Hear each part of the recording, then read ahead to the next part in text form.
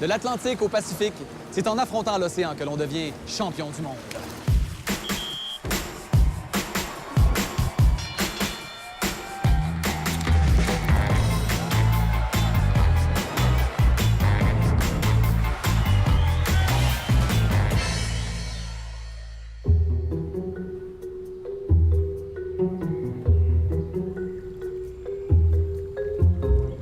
À San Andrés, en Colombie, la vue d'un corps inerte qui flotte dans une piscine n'émeut plus personne.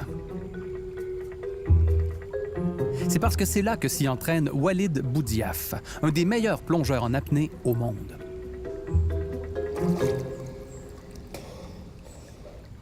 La plongée en apnée, qu'est-ce que c'est? La plongée en apnée, c'est le fait d'aller sous l'eau sans respirer.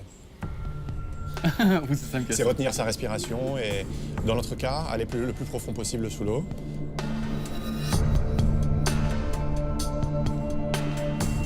Walid arrive à plonger sans oxygène à plus de 100 mètres de profondeur. 100 mètres, c'est presque rien quand on le marche en ligne droite. Mais vu d'en haut, ça a l'air de ceci.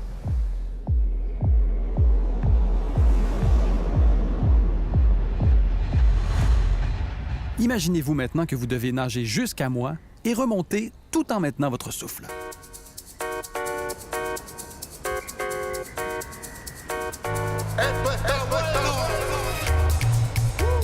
Le plongeur tentera dans quelques jours de battre son record personnel en plongeant à plus de 113 mètres lors du Nirvana Ocean Quest, une compétition internationale qu'il a lui-même mis sur pied.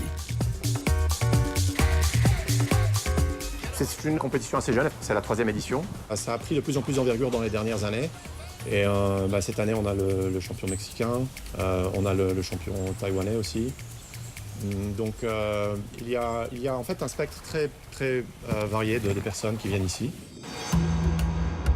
Une trentaine de plongeurs en apnée venus d'un peu partout dans le monde tenteront l'impossible au péril de leur vie, c'est-à-dire plonger sans oxygène au plus profond de l'océan.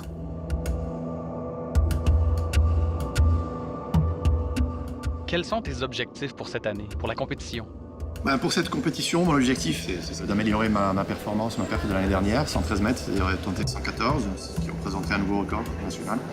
Qu'est-ce que ça représenterait de battre ton propre record? Pour moi, ce serait une satisfaction vraiment énorme, personnelle, très importante. Pour moi, c'est ce qui est le plus important. Je suis apnéiste à temps plein, alors mon premier objectif, c'est la compétition, c'est la compète, c'est les entraînements et les records, c'est ce qui me motive le plus.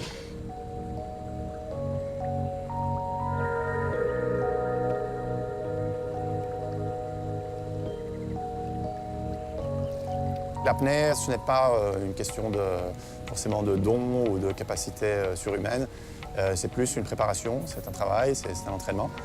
Donc on fait ça très graduellement.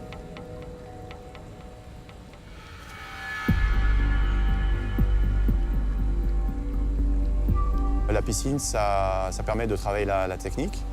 Et ensuite, ça permet de travailler beaucoup aussi l'apnée, la capacité d'apnée, c'est-à-dire combien de temps on peut durer sans respirer.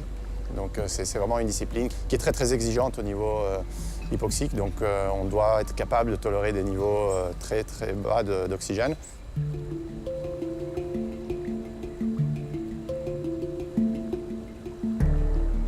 On peut rester combien de temps sous l'eau sans respirer? Alors en statique, comme ici, quand on est immobile en surface, on peut rester assez longtemps. Le meilleur temps, ça a été de 7 minutes et 38. Mais il y a des personnes qui font bien plus. Wow.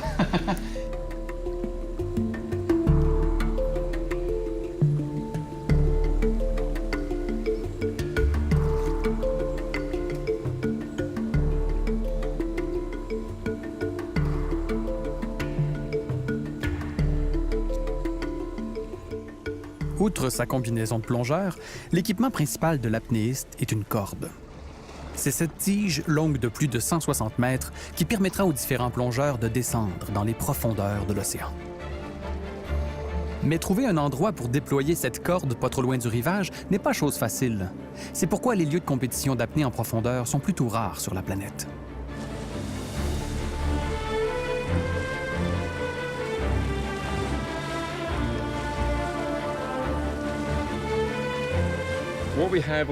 Tout près de la côte, ici, on a des replis dans le récif.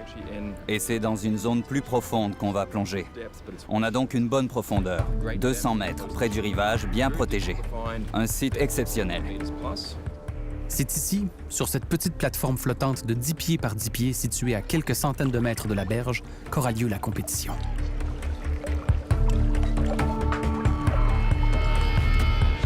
L'équipe technique s'assure que tout soit en place pour recevoir les meilleurs apnéistes du monde. Dans quelques jours, ils seront tous ici, prêts à retenir leur souffle dans les profondeurs abyssales de l'océan. À mesure que s'approche la compétition d'apnée en profondeur, Walid Boudiaf va délaisser l'entraînement en piscine pour aller s'entraîner en mer. La différence entre la piscine et ici, c'est qu'ici on a la pression, on a le facteur pression qui rentre en jeu et ça permet d'adapter les poumons en restant un certain temps sous l'eau. À ce niveau-là, chaque mètre compte, ça demande beaucoup de temps de préparation, beaucoup de conditions aussi. Il est vrai que les conditions en apnée profonde ne sont pas du tout naturelles pour l'être humain. Le phénomène qui vient compliquer la tâche des plongeurs en apnée s'appelle la narcose, qui est causée par une augmentation de l'azote dans le sang. Cet azote, ce gaz sous pression, peut devenir narcotique, a des effets narcotiques sur le cerveau. Mais voilà, la narcose, en général, se ressent de différentes manières. Ça peut être une euphorie, ça peut être parfois presque des visions, pratiquement, ou voire des sons, voire une lenteur à réagir ou à reconnaître les personnes en surface. Mais le corps humain est une machine parfaite, je dirais, qui arrive à s'adapter à pratiquement toutes les conditions. Donc dans notre cas, le corps humain, à travers une progression lente et une exposition progressive à la profondeur, c'est-à-dire à la pression, au manque d'oxygène, à l'augmentation de CO2, développe des aptitudes à ce stress.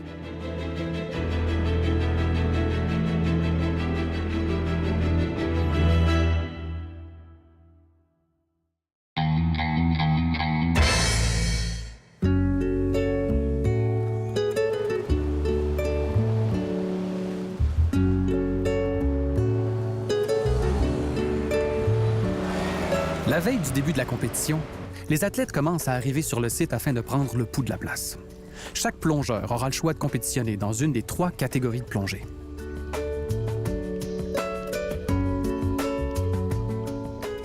C'est quoi les différentes disciplines qu'on retrouve pendant la compétition? Alors pour notre compétition, ici, on a le poids constant à la palme. C'est un peu la discipline la plus pratiquée par tout le monde, c'est-à-dire c'est descendre, plonger et remonter à la force des palmes. Le poids constant sans palme, c'est la même chose, mais on y va sans palme, c'est-à-dire à la brasse en général. Donc c'est considéré un peu la discipline la plus pure peut-être de l'apnée parce qu'on n'utilise aucune aide. Et ensuite, on a l'immersion libre, celle que je pratique le plus, c'est-à-dire utiliser la corde comme aide pour descendre et aussi pour remonter. Alors chaque jour, chaque personne, chaque athlète a droit à une plongée dans l'une des 3 disciplines.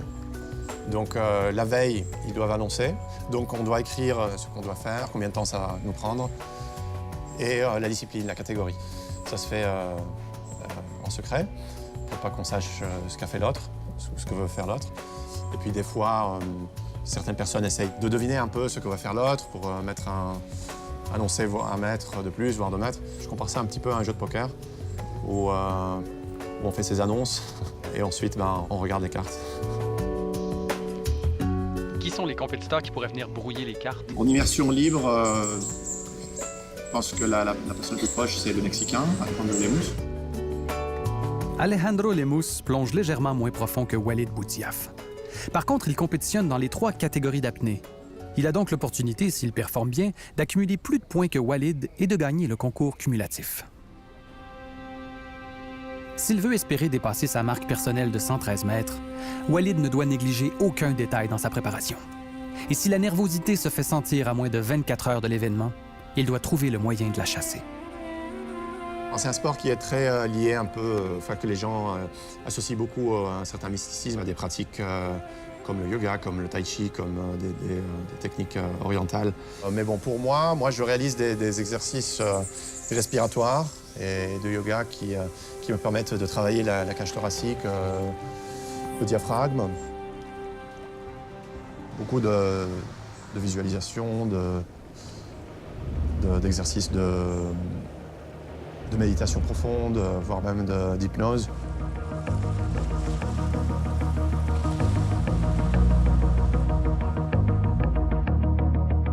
Au premier matin de la compétition internationale d'apnée en Colombie, l'échauffement des athlètes donne lieu à une chorégraphie insolite.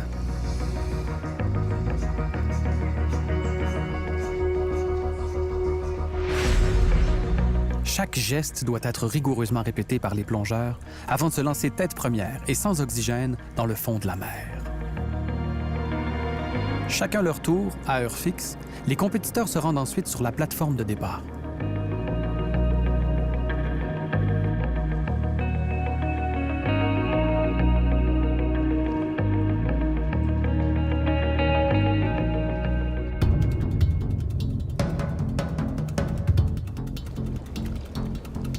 « 40 mètres! »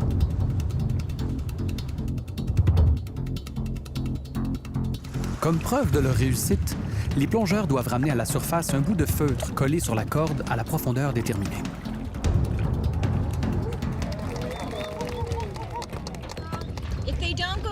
S'ils remontent avant d'avoir atteint leur objectif, c'est un carton jaune, c'est une pénalité. On retranche des points selon le nombre de mètres qui manquent à la performance annoncée. Un carton blanc, la performance est bonne. Un carton jaune, c'est une pénalité. Rouge, disqualifié.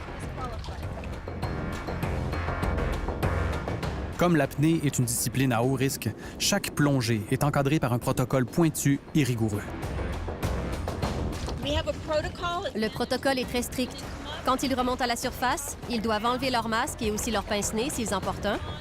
Puis ils doivent faire le signe « OK » et dire « Je vais bien ». Et ça doit être fait dans cet ordre. Sinon, c'est un carton rouge. Je vais bien. Quand on plonge à de grandes profondeurs, on peut devenir un peu désorienté. Il faut donc prouver qu'on est encore alerte. Ils peuvent aussi être disqualifiés s'ils remettent leur tête un peu dans l'eau. Une fois à la surface, la tête doit rester hors de l'eau. Si tu fais ça, c'est un carton rouge.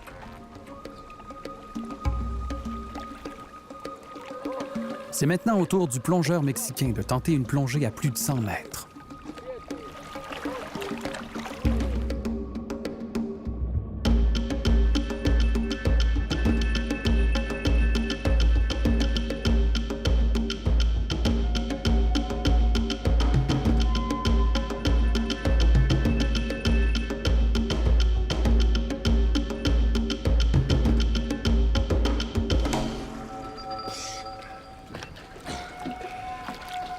Je vais bien.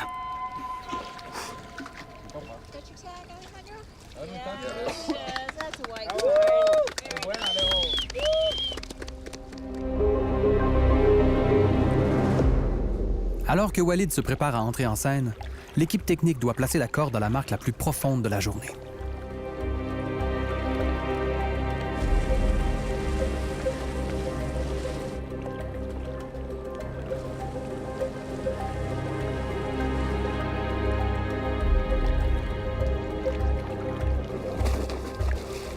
Walid s'apprête à descendre aujourd'hui à 111 mètres en immersion libre. C'est pas son record en compétition qui est de 113, mais pour arriver à le battre, il faut tranquillement se rendre. Alors aujourd'hui 111 et éventuellement, peut-être d'ici vendredi, 114. On se croise les doigts.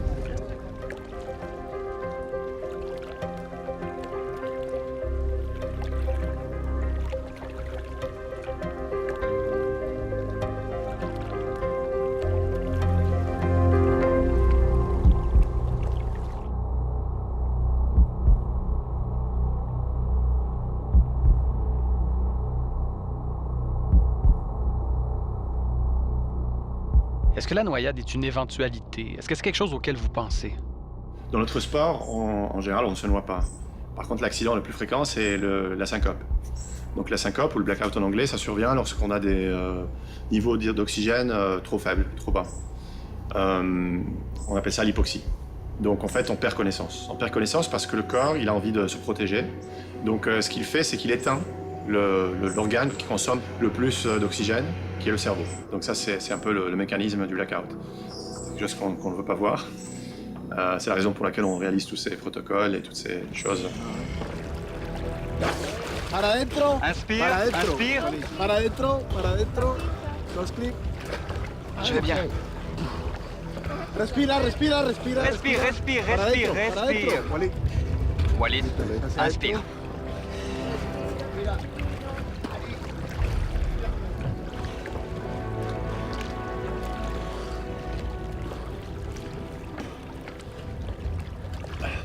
Walid, t'as le feutre?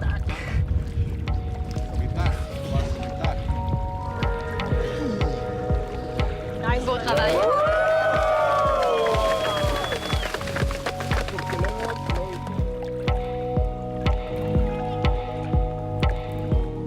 La plongée à 111 mètres a été plus difficile que prévu pour Walid.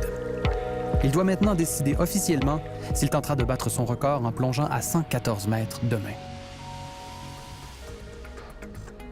T'as jusqu'à quand pour prendre une décision? En fait, jusqu'à dans 4 minutes. C'est à 16h qu'on doit prendre, avant 16h qu'on doit prendre la décision et faire notre annonce. Donc, c'est vrai que j'ai plus de doutes que d'habitude.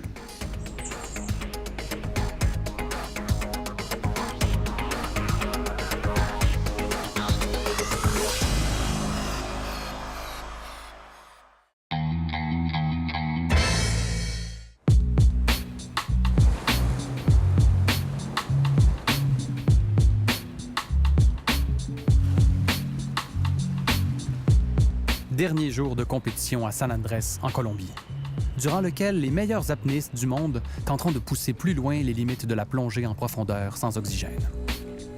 Il faut savoir que cette compétition est chapeautée par AIDA, l'organisme international qui régit officiellement la pratique de l'apnée et qui, elle seule, permet l'enregistrement de records nationaux et mondiaux. C'est à la juge de dévoiler l'annonce faite la veille par Walid Boudiaf et de découvrir s'il tentera ou non de battre son record de 113 mètres. Well, yes, Walid is... Eh bien oui, avec Walid, ça va être très excitant. Il veut battre un record national. En fait, c'est un record continental, celui du continent africain, parce qu'il est tunisien. Et c'est 114 mètres. Il battrait son propre record de l'an dernier, qui est de 113 mètres, en immersion libre.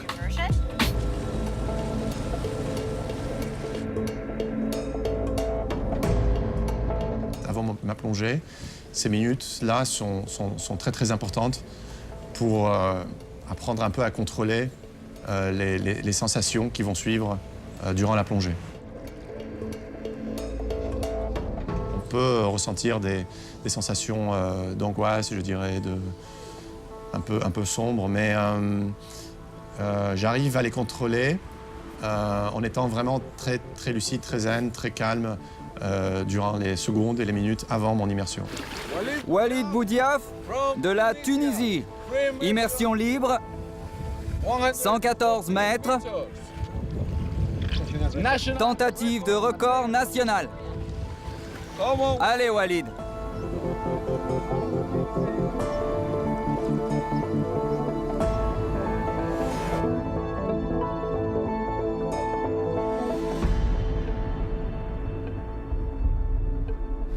Et en fait, ce qu'on fait dans les 30 premiers mètres, c'est qu'on prend son élan et à partir de 30 mètres, on se laisse tomber dans le bleu.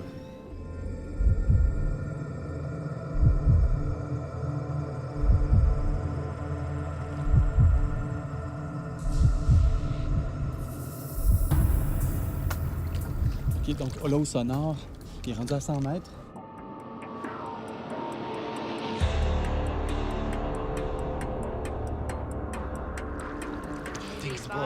Il l'a pris? Oui. Oui, oui. Il remonte? Oui, il remonte. On est en train de remonter. On a gagné.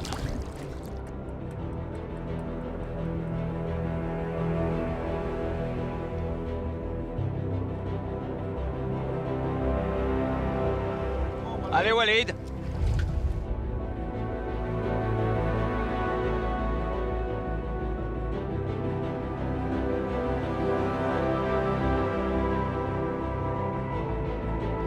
Deux minutes 30.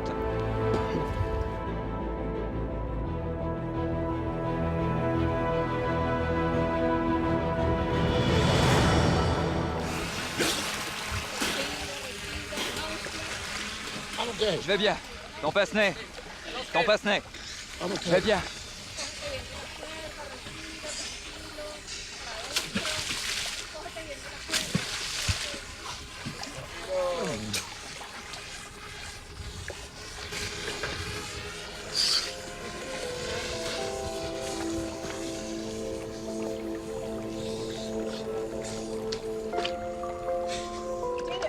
Tu l'avais, Walid.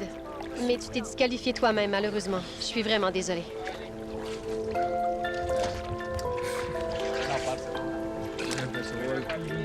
Ah, mon ami. Là,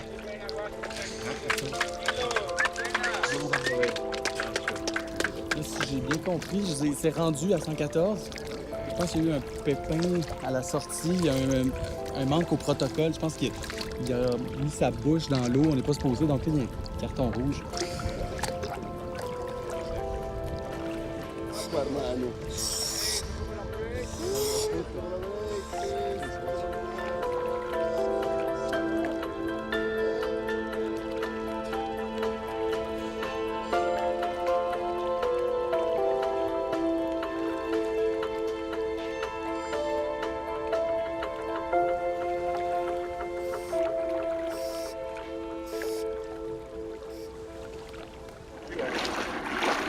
Une petite erreur stupide à la fin. J'ai remis la bouche dans l'eau. Ça disqualifie la personne. C'est stupide, mais c'est comme ça. C'est la règle. J'étais un peu narcotisé, je sais pas pourquoi je voulais célébrer.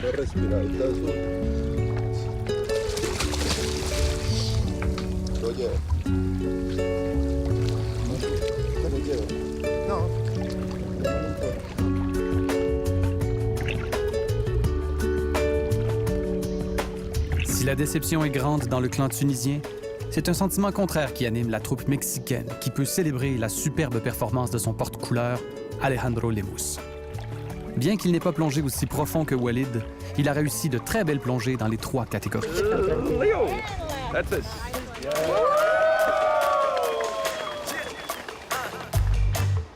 Après avoir troqué leur wetsuit pour une tenue de ville, tout ce beau monde peut reprendre son souffle le temps d'un cocktail. C'est la soirée de remise de prix qui couronnera les meilleures performances individuelles du tournoi.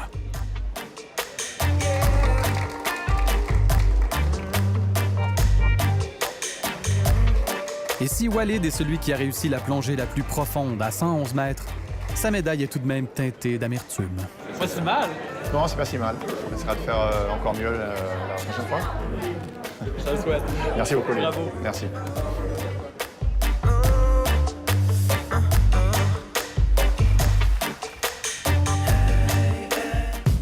Poursuivez l'expérience en ligne sur tv5.ca.